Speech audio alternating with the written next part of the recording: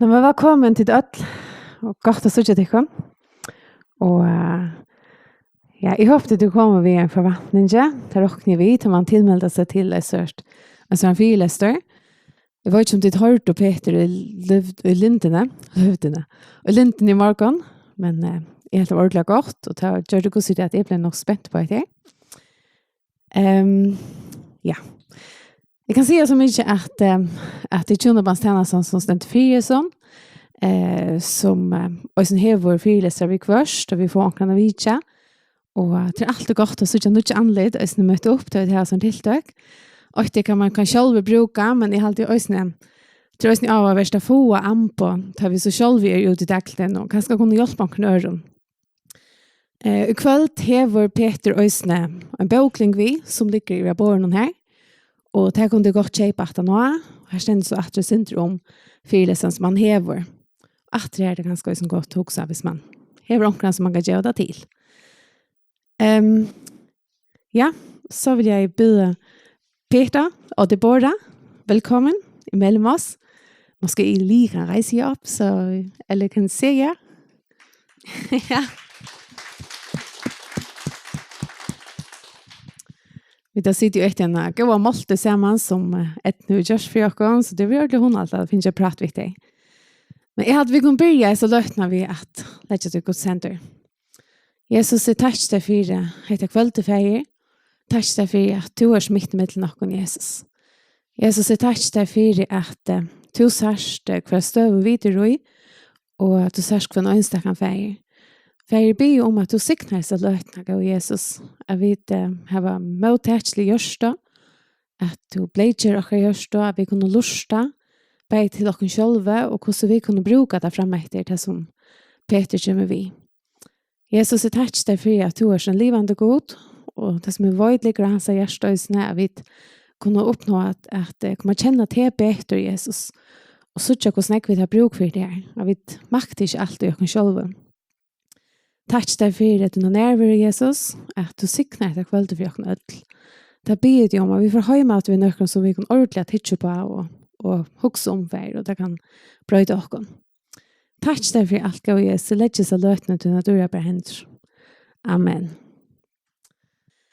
Så Peter, så er mikrofonen din. Ja. De her første sekunder er fantastiske. Jeg er spændt, og I er spændt. Jeg står her og tænker, når sådan ser I ud. Det er første gang, min kone og jeg er på Færøerne. Og vi er så taknemmelige for at blive inviteret hertil. Og vi har fået sådan en varm velkomst. Så jeg vil gerne sige stor tak til jer for at invitere os herop. Og tak til alle jer, der kommer i aften for at høre, hvad jeg gerne vil dele med jer. Dels er det dejligt at komme til Færøerne og se noget nyt, men det er også dejligt at komme med det, som jeg gerne vil dele med jer. Ja, jeg har noget på hjertet, og jeg håber, I har god plads til samme sted. Og vi skal så se, hvad vi får ud af den her aften sammen. I har jo hørt lidt om, hvad det drejer sig om, og jeg vil nok komme med nogle nye ting også, som sikkert overrasker lidt.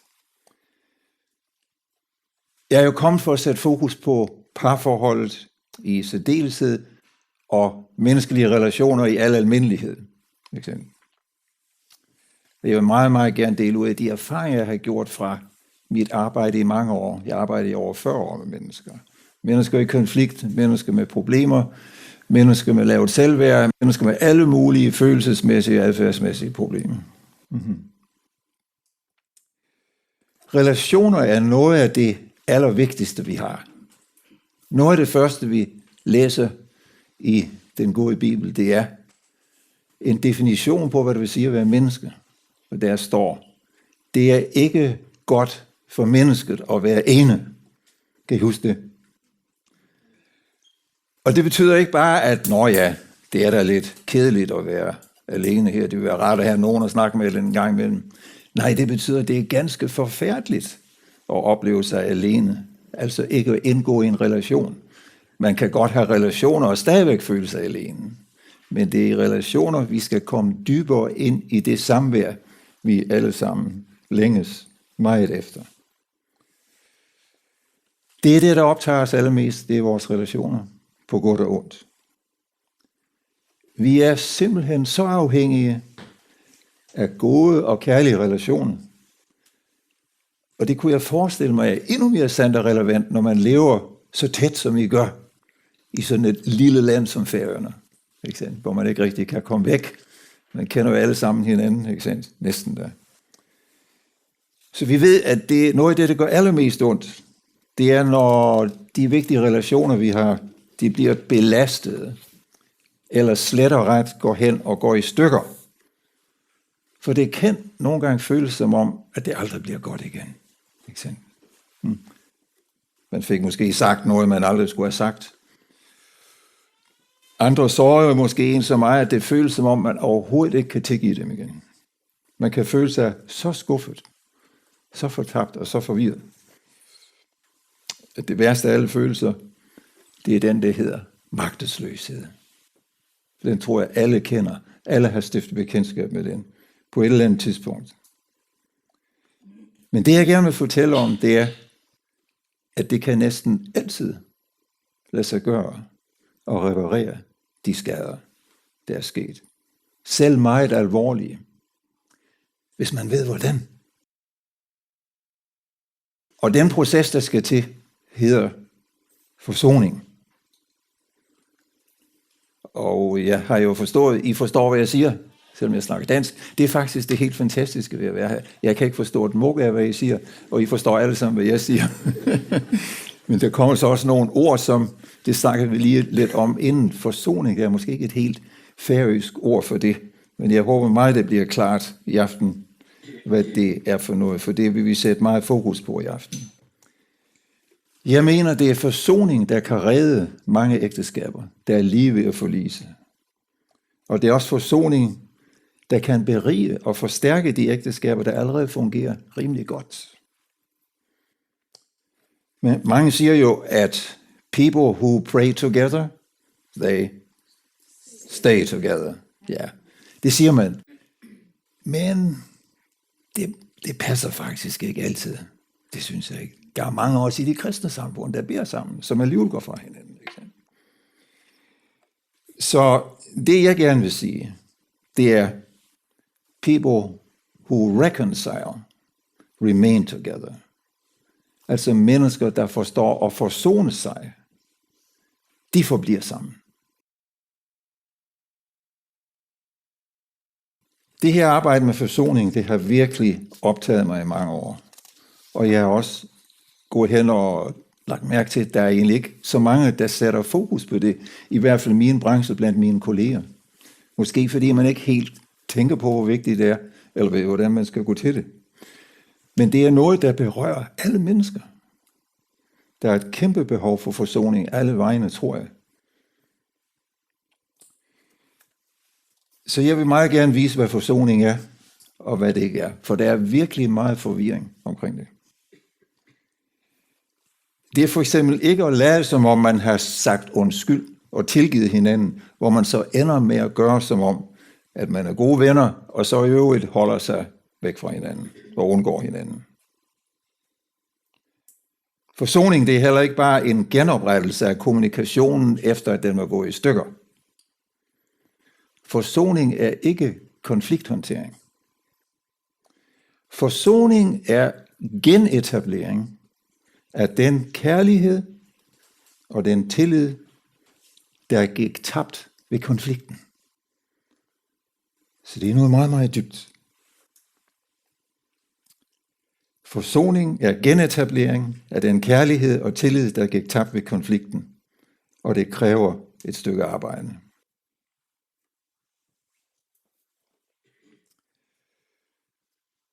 Nu har jeg arbejdet med mennesker i over 40 år, så kunne man jo håbe, at jeg har lært noget ved det.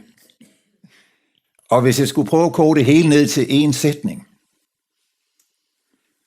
40 års erfaring med menneskeligt arbejde i en sætning. Vil I gerne have det? Er I klar? 7 år. Her kommer det. Det er ikke let at være menneske. Ja, det lyder helt banalt. Og kan man bruge det til noget? Jeg ved ikke, om I kender Piet Hein her på Færøerne. Det er en dansk poet, der skrev en masse små satiriske, poetiske stykker. Han skriver om psykologer, at en psykolog er en, der ved at studere i sit arbejds sved, har lært sig det, vi andre ved. Ja, I ved det jo i forvejen, at det er ikke let at være menneske, men grund til at understrege det er, jeg vil gerne have, at vi skal acceptere, at det ikke er let. Vi skal ikke tro, at der er noget galt med os. Vi skal ikke tro, at vi er en fiasko, hvis vi oplever, at det er meget svært at få vores liv og vores relationer til at fungere. Hvis vi kan acceptere, at det er svært, så bliver det hele lettere. Og det tror jeg, I forstår, inden vi er færdige i aften. Hvorfor er det så svært at være menneske så? Jamen det er jo fordi, det at være menneske, det handler om at skulle forholde sig til andre mennesker. Og det er her et af de helt store problemer ligger. Vi eksisterer kun i relation, i kraft af vores relationer til andre. Vi er skabt til at leve i relationer til andre. Det er omgang med andre, at vi bliver bevidste om os selv og udvikler os selv, og vi hjælper andre med det samme. Det er helt utroligt så mange relationer, vi jo indgår i hele tiden, ikke også? Til kæresten, til ægtefællen, til børn, forældre, søskende, venner, arbejdskolleger, chefer, præster, trosfæller. Over det hele har vi relationer. Og når vi går ind i en relation med et andet menneske, så har vi altid en dagsorden. Det vil sige, vi møder op med nogle forventninger. Vi møder op med nogle ønsker, vi møder op med nogle behov for at få noget. De her forventninger, den dagsorden, vi har, måske ikke altid særlig tydelige, men de er der. Ellers vil vi ikke søge andres selskab.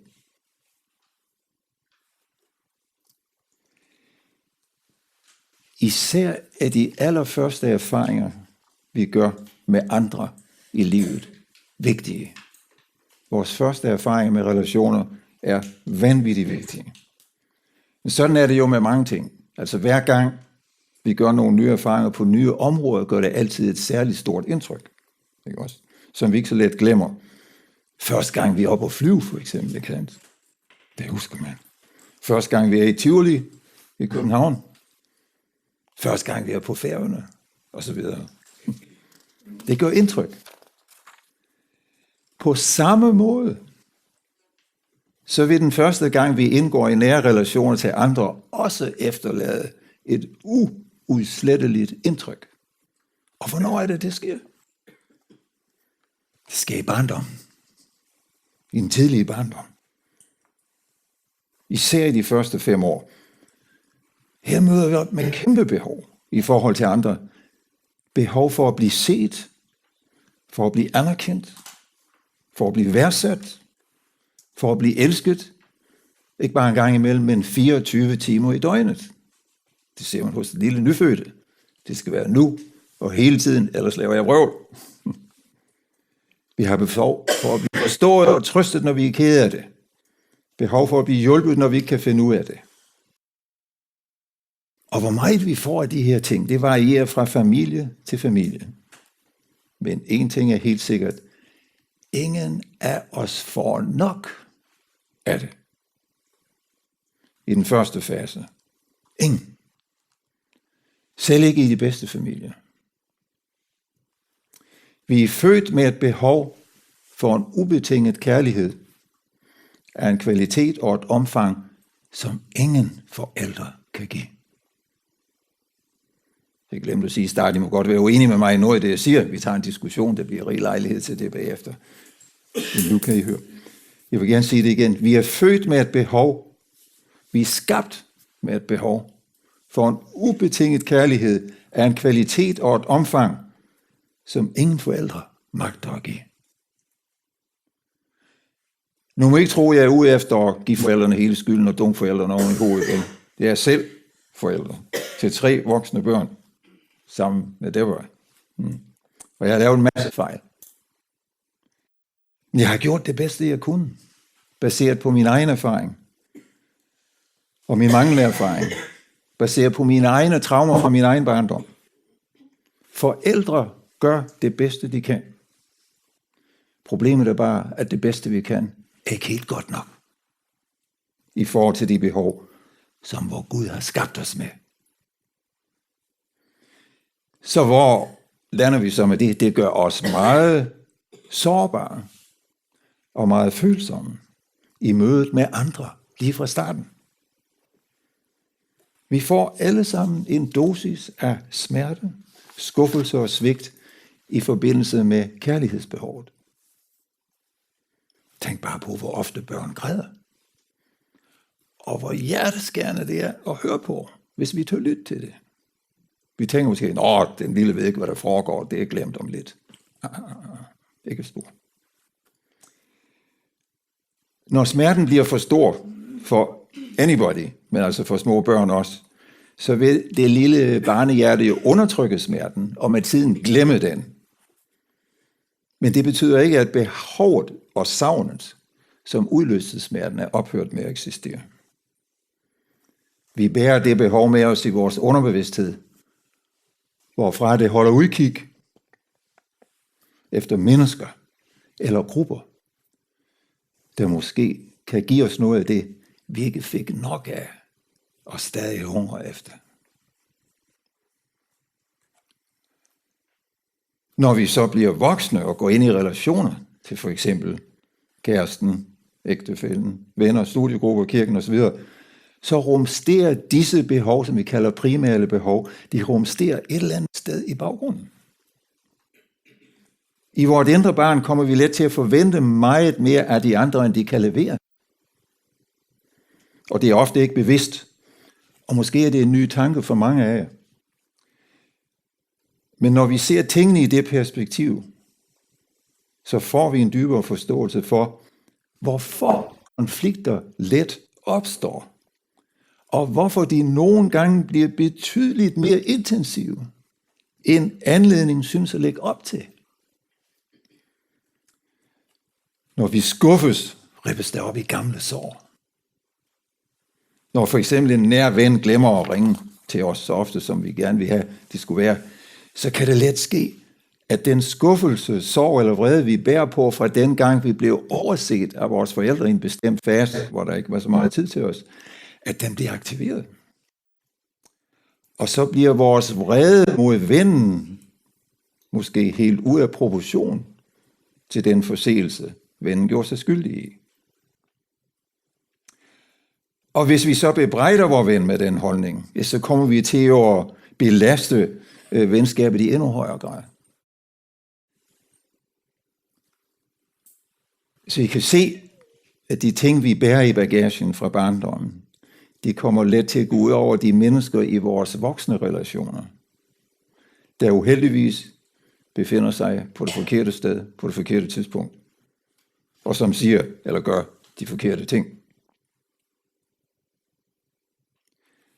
Sådan en tidsforskydning er et psykologisk fænomen, som vi kalder projektion. Altså, vi ser og fortolker tingene, der sker nu, gennem briller og filtre, vi har på, som blev formet i en særlig følsom fortid i barndommen, og så kommer til at forvrænge det, vi ser i nutiden. Et andet eksempel er for eksempel, hvis man blev udsat for overdreven bebrejdelse og kritik som barn, så kan en lille kritisk bemærkning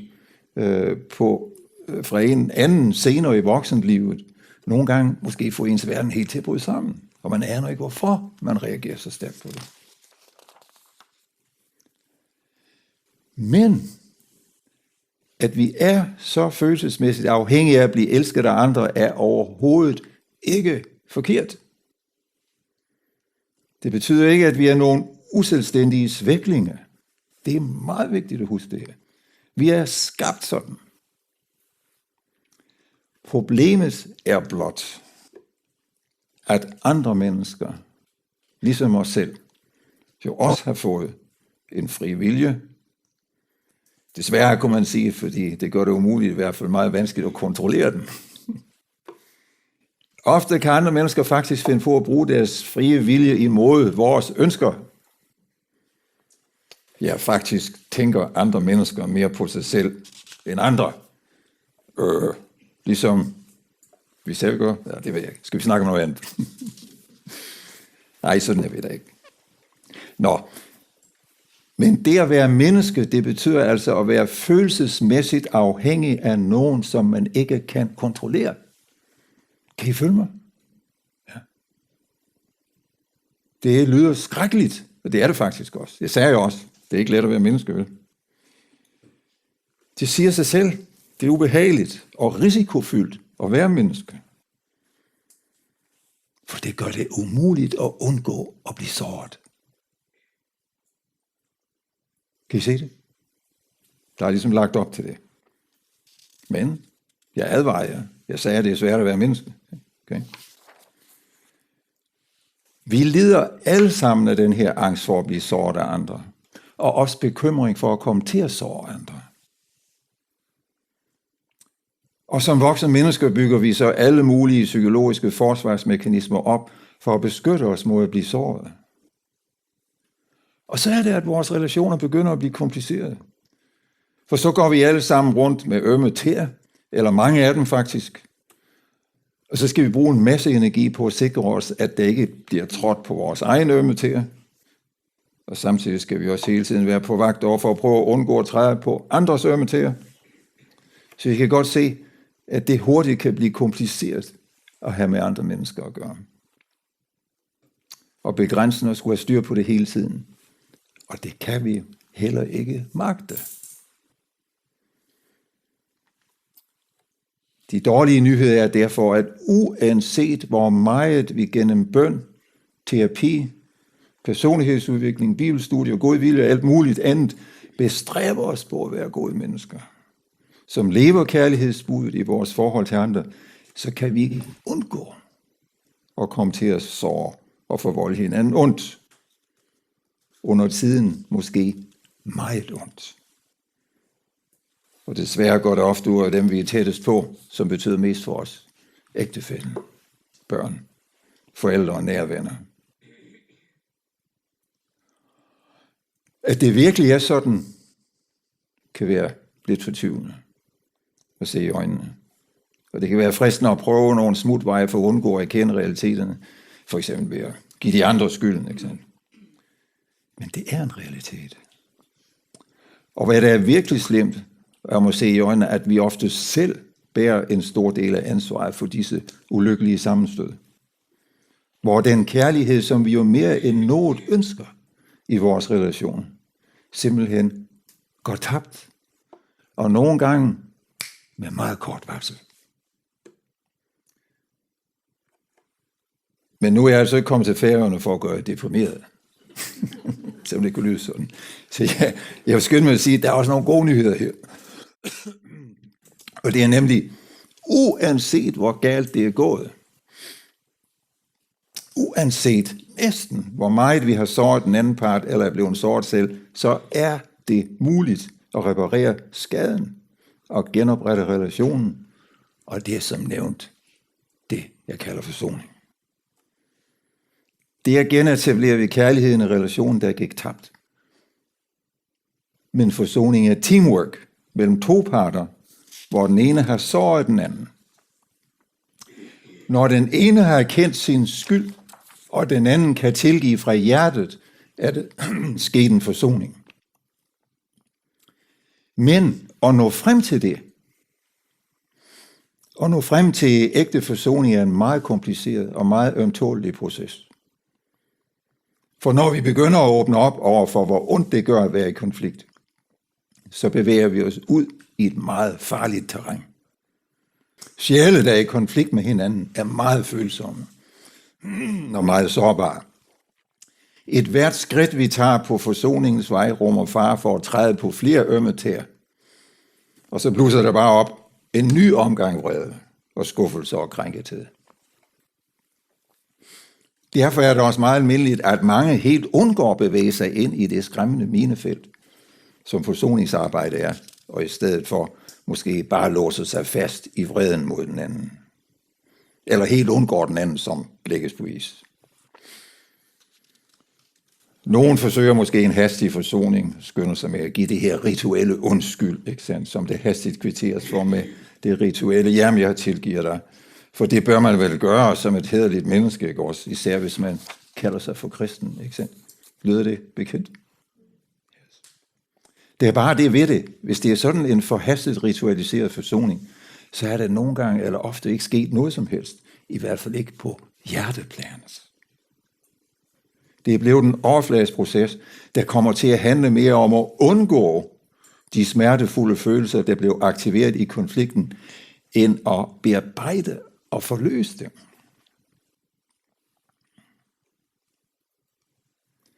Og når der ikke er sket ægte forsoning, så kan man være sikker på én ting, at den konflikt, man prøver at få løst, ulmer videre i dybet, og vil blusse op igen med en ny omgang, skuffelse, sårthed og vrede. Så vi har brug for noget mere end blot et høflighedsritual. Vi skal meget dybere end det, og det, der skal til, det kan jeg godt lide at kalde psykologisk hjertekirurgi. For at forstå min tilgang til forsoning, skal vi have afklaret nogle af de her vigtige begreber i forsoningsarbejdet. Vi skal snakke om skyld. Vi skal snakke om skyldfølelse. Vi skal snakke om undskyldning, anger og tilgivelse. De her begreber er ofte meget uklare og bliver brugt meget forvirrende af mange mennesker. Og når kommunikationen er uklar, så går selv meget oprigtige og ærlige menende forsøg på forsoning lettere i fisk. Vi skal lære at kende skelne mellem skyld og skyldfølelse. Vi skal afklare, hvad en undskyldning er, og hvornår man skal give den, og hvornår man ikke skal give den. Og lige sådan med tilgivelse, hvornår man skal tilgive, og er der situationer, hvor man ikke skal. Ja, det er der. Og det stusser I måske over, men det skal jeg vise om lidt.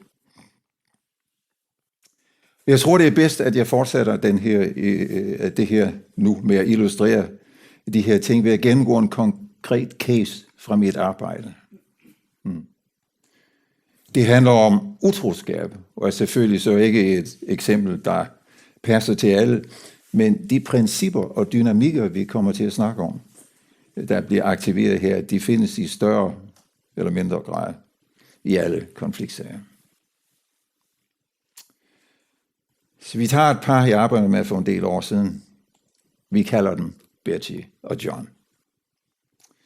De er et kristen par, der begge er meget engageret i deres tro og i deres kirke.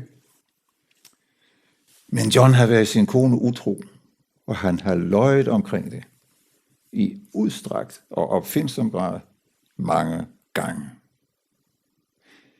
Han bliver så endelig afsløret af sin kones mistanke, og han går til bekendelse.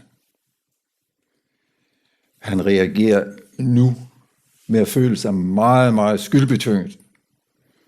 Han græder mange tårer og tigger og beder om tilgivelse. Og det kan jo se meget rigtigt og tilforladeligt ud. Men kigger man lidt nærmere på, hvad der foregår, så bemærker man noget meget interessant. Og det er, at John rent faktisk synes at være mere optaget af, hvordan han selv har det, end hvordan hun har det. Og hvis vi ikke bliver opmærksomme på denne selvoptagethed, så går forsoningsarbejdet i baglås. Det er endvidere interessant, at han selv hævder, at han har modtaget Guds tilgivelse, og nu mangler han bare sin Betsys tilgivelse, for at de kan have fred sammen og komme videre med deres liv. Selvom han i bogstaveligste forstand ligger på knæ og beder hende om tilgivelsen, kan hun ikke få sig selv til at gøre det.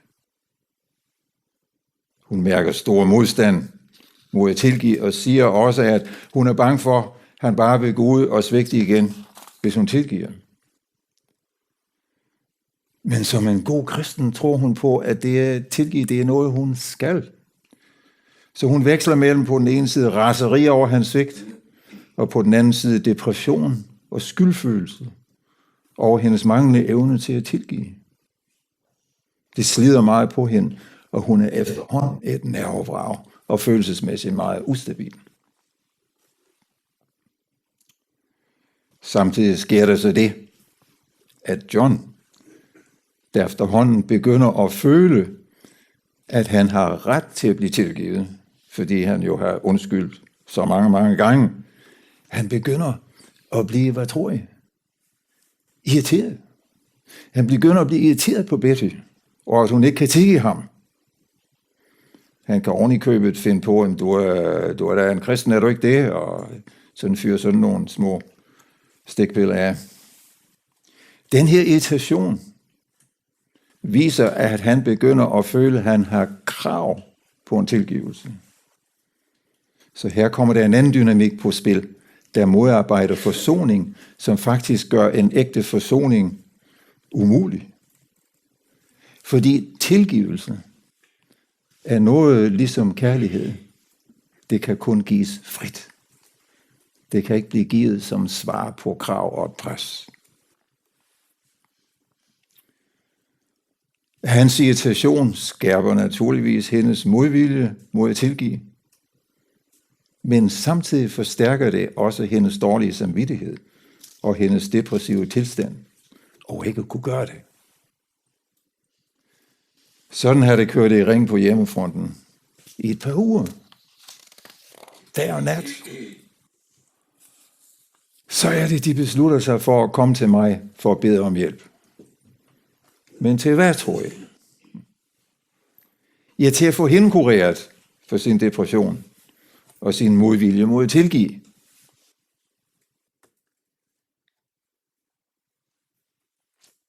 Det er helt interessant, som tingene kan blive vendt på hovedet nogle gange. Hun så forfærdeligt bleg ud, bekymret og udmattet. Ejendommeligt nok så John faktisk helt godt ud. Han så ud til at være rimelig godt tilfreds med sig selv. Nu havde han jo tilstået det hele og gik ikke holdt på hemmeligheden mere, hvilket var en stor lettelse for ham. Han havde sagt undskyld mange gange, så han følte sig næsten helt from. Problemet er her, at de begge to har købt den vrangforestilling, at det nu var hende, der var problemet, og ikke ham. Det er her, vi ser, hvordan tingene er blevet drejet helt vildt rundt. Og det viser, hvor lidt de egentlig havde forstået af, hvad forsoning handler om, og hvordan man gør det. Det er faktisk lykkedes ham at få det problem, som han selv har skabt og har ansvaret for, flyttet over på hende. Man kunne sige, at han i en psykologisk forstand er utro igen, i det han svigter hende ved at hytte sit eget skin og lader hende tilbage med smerten og skylden for, at de har det dårligt. Han svigter altså igen det fællesskab, der gerne skulle være mellem to ægtefæller i alle faser. Derfor er det ikke så sært, at hun er forvirret og ikke kan tilgive. Man kan jo ikke tilgive en krænker for et svigt, som han i en vis forstand bliver ved med at gentage lige for næsen af hende. Hun forstår bare ikke de her dybere aspekter af hendes egentlig sunde modstand mod at tilgive. Hun føler sig deprimeret over sin magtesløshed. For hun vil jo gerne gøre det rigtige, og mener, det er en åndelig pligt. Så jeg tænker på, hvordan kan jeg nu få flyttet den del af problemet, der tilhører ham, tilbage til ham. Så jeg siger til Betty, ved du hvad, Betty, jeg kan godt forstå, at du ikke kan tilgive det der. Og med stor autoritet og overbevisning tilføjer jeg, sådan noget er umuligt at tilgive. Nu må I lige tænke på, at Betty jo, siden hun var en lille pige, er blevet indoktrineret med mantra om, man skal tilgive, og hvis man ikke gør det, ja, så vil Gud ikke tilgive en.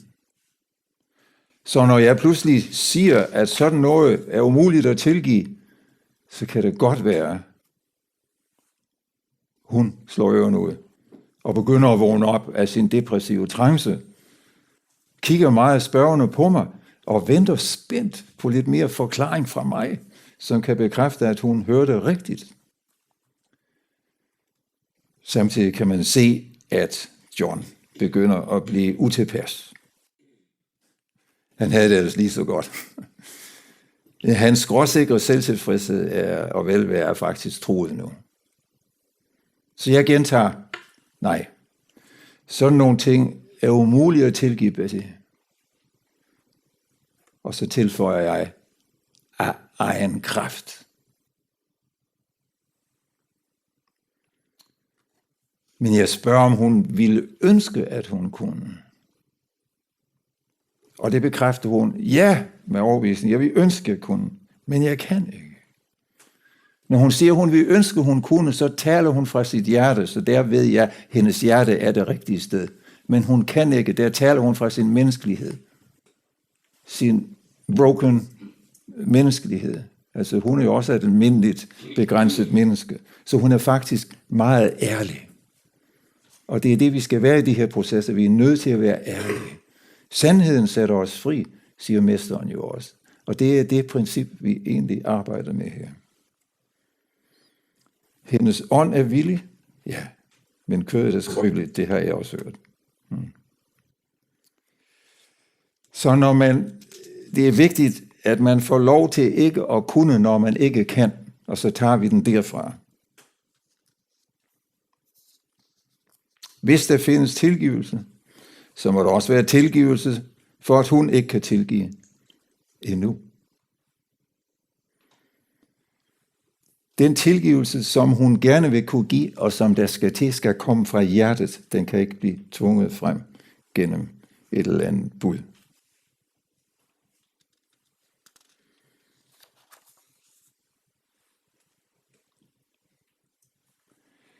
Men der er også en psykologisk dimension til det her problem. Det var ligesom den åndelige, vi lige snakker om det her. En anden grund til, at hun ikke kan tilgive, er nemlig, at John endnu overhovedet ikke har forstået omfanget og dybden af den smerte, han har påført sin hustru. Og det er helt nødvendigt, som I vil forstå lige om lidt, for at forsoning kan finde sted. Han undgår at komme tæt på hendes smerte ved at svælge rundt i sin egen skyldfølelse. Han har jo, som vi har set, stor skyldfølelse. Og man vil måske umiddelbart mene, at det dog er et godt tegn og en nødvendig del af forsoningen. Men nej. Problemet med den form for skyldfølelse er, at den er selvoptaget. Og derfor ikke gavnlig for den nødvendige dialog mellem de to. I kan se, at i skyldfølelsen bliver John selvcentreret og mere optaget af sin egen elendighed end af hendes lidelse. Kan I se det? Hans tilgang er noget i retning af, jeg har været så forfærdeligt slem, det ved jeg godt, please, vil du ikke godt tilgive mig, så jeg kan få det bedre. Det skinner det igen. Selvoptagethed, selvcentreret. Ja. Så han sætter sig selv i fokus og bliver mere optaget af selv at få det godt, end at tænke på, hvordan hun egentlig har det. Derfor dur skyldfølelsen ikke. Og forsoningsprocesser, der kun prøver at operere på det niveau, lykkes ikke. I hvert fald kan man godt regne med, at resultaterne er uholdbare. Så vi skal have fat i noget, der ligger dybere end skyldfølelsen. Det er det, der hedder anger. På engelsk repentance. Og det kommer vi til lige om lidt. Men først skal vi lige berøre en anden måde, han undgik at tage ansvar for sin brødre på. Nemlig ved ikke at være konkret i forhold til sin fejltrin. Hun kunne mærke, at der var noget, der manglede i hans tilståelse. Hun ønskede flere detaljer, og han var uvillig til at give dem med den begrundelse, at det er ikke relevant med detaljerne. Og det tyder på, at han skjuler noget. Og så er det også svært for hende at få tillid igen, og uden en begyndende tillid er det ikke let at få forsoning til at ske. Hun stillede ham for eksempel spørgsmål som, hvad tænkte du egentlig på, når du besluttede dig for at køre hen til hende den anden, i stedet for at komme hjem til mig? Og så svarer han, ja, jeg ved ikke rigtigt, hvad jeg tænkte på. Jeg var fristet, jeg indrømmer, jeg var svag. Og så gør man sådan noget. I kan høre, han taler i meget generelle vendinger, næsten som om utroskaben er noget, der bliver gjort ved ham. Noget, der sker, som han ikke kan kontrollere. Så han gør sig til et hjælpeløst offer for de her usynlige kræfter. Det er jo en bekvem måde at frelægge sig i sit ansvar på. Eller i hvert fald minimere det. Sådan en gang generaliseret snak, det var jo ikke nok for Betty. Så jeg beder ham om at prøve at huske en helt konkret situation, hvor han er på vej hjem fra arbejde, sådan helt konkret. Og så fortæller os så detaljeret som muligt hans tankegang op til det punkt, hvor han vidste, at han besluttede sig for at tage hen til den anden kvinde, i stedet for at tage hjem til sin kone. Jeg spørger ham, om han havde oplevet, at en usynlig kraft overtog kontrollen med hans handlinger og styrede bilen imod hans vilje et andet sted hen. Det måtte han jo af logiske grunde benægte, og så husker han pludselig det hele meget klart. Og så kommer indrømmelsen. Han indrømmer, at han havde ikke mistet kontrollen. Han vidste, det var forkert i et øjeblik, han gjorde det. Han vidste, han valgte alligevel at køre hen til den anden i stedet for hjem til sin kone og sine børn. Fuldt bevidst om, det var forkert. Og så brød han hulkene sammen. Men denne gang var hans gråd helt anderledes end alle de andre gange, hvor han havde grædt i vores sessions og hans tilståelse over for sin kone. Ja, han var fristet, og han var svag, men det var ikke hele forklaringen. Vi træder lige til side et øjeblik her og reflekterer over det her. Pointen er her, at John valgte at gøre det forkerte, det egoistiske, det som han vidste ville være sårende over for andre. Det er en forfærdelig sandhed, ikke også? Det er det, vi kalder egoisme med et psykologisk udtryk, og det er også det, vi i et teologisk sprog kalder for synd. Synd er ukærlig egoistisk handling. Kerneproblematikken i menneskets syndighed er, at vi på et eller andet plan vælger at samarbejde med det forkerte. Og så prøver vi lynhurtigt at dække over denne forfærdelige sandhed med mange rationaliseringer og bortforklaringer for at fremstå i et bedre lys. Når blive trængt op i en krog, hvor man er tvunget til at se denne pinlige sandhed, og med ens egen egoistiske natur i øjnene, det er meget, meget smertefuldt. Det er meget stærke sager. Og det er det, der lige nu sker for John. Han er fuldstændig overvældet af smerte. Af to grunde. Han er chokeret over og må erkende nogle frygtelige sandheder om sig selv, fordi hans selvforståelse har altid handlet meget om, at han var en pæn, ansvarlig, afholdt person, en god kristen ægtemand, familiefar, forsørger osv. Men han bliver også pinligt bevidst om, hvor smerteligt dette svigt er for hans hustru. Han ser den rå sandhed om sin egen syndige egoisme afsløret i fuld dagslys. I den tilstand er det meget svært for hvem som helst at tro på, at der findes tilgivelse. Så i modsætning til, hvad han først havde hemmeligt, nemlig han var helt sikker på, at Gud havde tilgivet ham, var han nu pludselig overbevist om, at denne forfærdelige synd kunne ikke engang Gud tilgive. Og han var endnu mere overbevist om, at Betty aldrig nogensinde ville kunne tilgive ham efter den her hudløst ærlige indrømmelse, han var kommet med. Så han begraver sit ansigt grædende i sine hænder og kigger overhovedet ikke op på Betty. Hvilket var lidt uheldigt, for jeg kigger jo på hende, og jeg ser, hvordan hendes ansigtsudtryk begynder at ændre sig. Farverne vender tilbage i ansigtet på hende. Hun græder også, men af ren og skær lettelse over, at hendes mistanke om, at der manglede noget, havde været berettiget, og at det ikke var hende, der var noget galt med. Men hun græder også, fordi medfølelse, fornyet tillid og tilgivelse spontant begynder at flyde fra hendes hjerte. For det, hun er vidne til hos John nu, det er autentisk, vaskeægte anger. Og vi ser, hvordan den er helt anderledes end skyldfølelsen. Ikke også? Hvor man i skyldfølelsen er meget selvcentreret. Man er optaget af sin egen elendighed og kun ude på at finde lettelse for sig selv.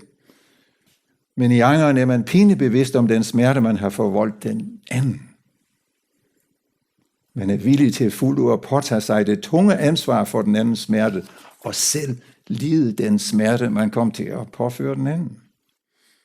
Når man er det sted, så tigger og beder man heller ikke om tilgivelse, fordi man indser umiddelbart, at man som krænker ikke har ret til at forlange noget som helst, og man er ydmyg nok til at acceptere, hvis den anden ikke kan tilgive.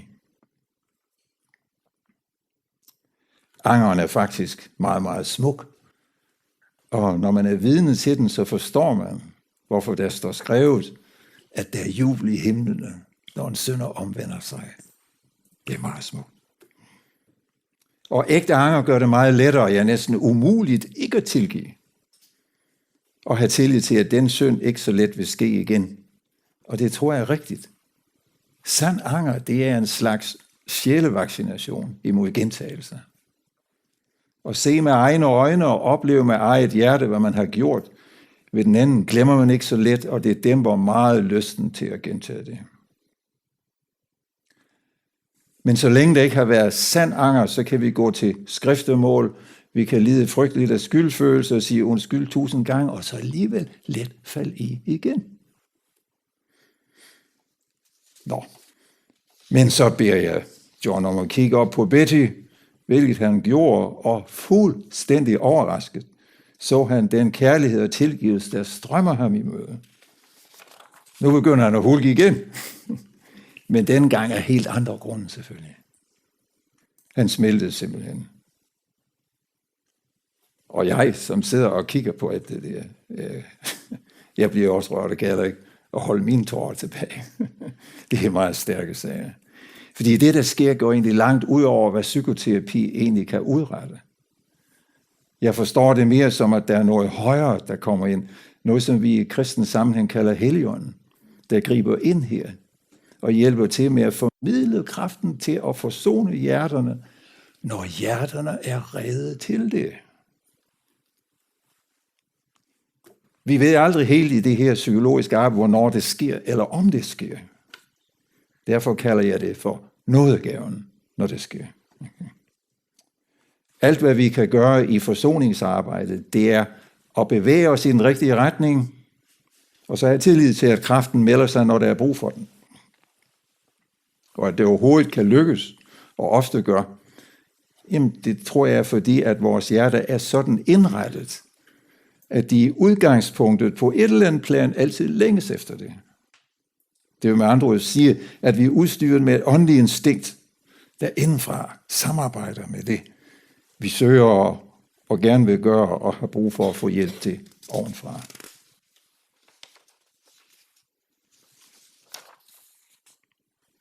Hvordan går det? Kan I klare det? Ja, der er lidt mere her, men jeg ved ikke, om vi skulle tage en lille pause her. Det er et godt sted at gøre det. Det tror jeg, hvor vi så kan lade det her synge ind, så jeg følger op med lidt mere omkring det bagefter, så kan vi tage spørgsmål og svar, og det kan vi gøre. Jeg tager gerne spørgsmål fra salen, men hvis man hellere vil skrive spørgsmål på, jeg ved ikke, om det var det, hun sagde, på færøsk. Ja. Nå, men det er godt, det er sagt, ja. Tak fordi I har lyttet så opmærksomt nu. Det var fint. Vi holder en lille pause, og så et kvarters tid eller sådan noget. Ja, okay.